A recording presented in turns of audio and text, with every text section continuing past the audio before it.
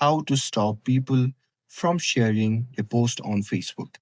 Hey everyone, welcome back to the channel. In today's video, I'll show you how to stop people from sharing your post on Facebook. So now, without further ado, let's get started.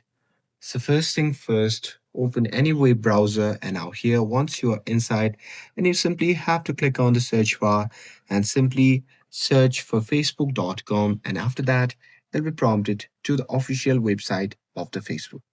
Now here you simply have to log in using your credentials and once logged in you simply have to click on the profile icon which can be seen in the top right corner of the screen. And now here from the drop down menu, you simply have to select settings and privacy. And now here in this section, simply select settings. And here, once you are inside the settings, on the left hand side, you simply have to scroll down. And now here under the audience and visibility, you simply have to select profile and tagging.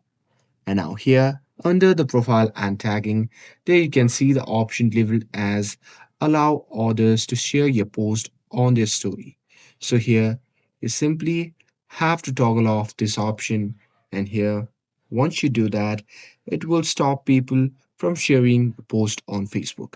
And with this, if you found this video helpful, then don't forget to like, share, and subscribe to get updated for more videos.